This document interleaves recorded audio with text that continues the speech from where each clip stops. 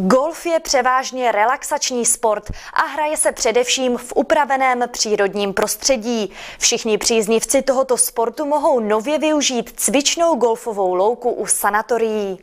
Naučit se úplně nový sport, ale také pravidelně trénovat golf. Tuto možnost mají nyní nejen klimkovičtí občané. Vzniklo nám ve městě další sportoviště pro děti i dospělé, kde můžou klinkovičtí golfisté trénovat. Nemusíme jezdit do Kravař, nemusíme jezdit do Třince, ale můžeme být tady v Klinkovicích.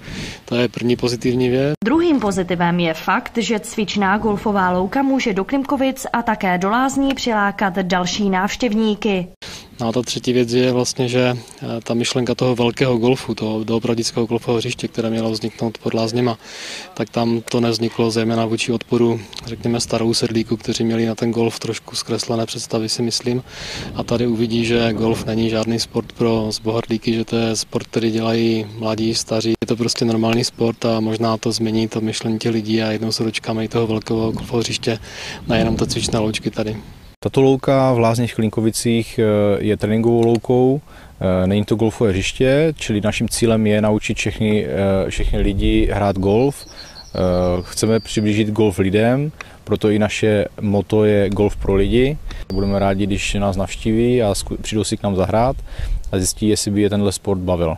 Trenéři tvrdí, že golf je vhodný pro všechny věkové kategorie. S tím souvisí také takzvaný fyzio pro golf. V rámci něhož trenéři ve spolupráci s fyzioterapeuty prezentují zdravý životní styl a rozvíjí schopnosti každého hráče individuálně dle jeho vlastních fyzických a psychických předpokladů. Myslím si, že to není těžké, golf je hodně o hlavě, je to o tom, že u toho musí lidé přemýšlet, nachodí taky spoustu kilometrů, takže i v nějaké zátěži fyzické musí zvládnout u toho přemýšlet, takže je to velká zábava a výzva pro všechny, kteří mají rádi jakékoliv sporty.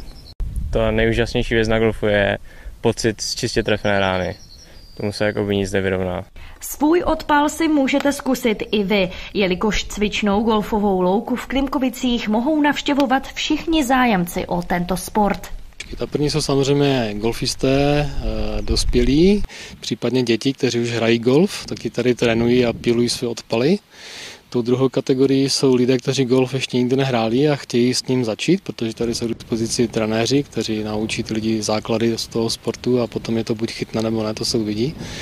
A třetí kategorii jsou pacienti z lázní, protože ty golfové odpaly jsou součástí některých procedur rehabilitačních. Golfová sezóna probíhá po celý rok, dokud nenapadne sníh. V areálu Klimkovické cvičné louky je také k dispozici výbava, kterou si v případě zájmu můžete zapůjčit. Já hraju golf 25 let a pěknější místo než Klimkovice pro trénink určitě je těžko najít, protože je to úplně nad městem, bez smogu, v čistém prostředí, jsou tady milí lidé, takže určitě je o co stát. Z dnešního vysílání z Klimkovic je to od nás ze studia vše. Děkuji vám za pozornost a příště opět na viděnou.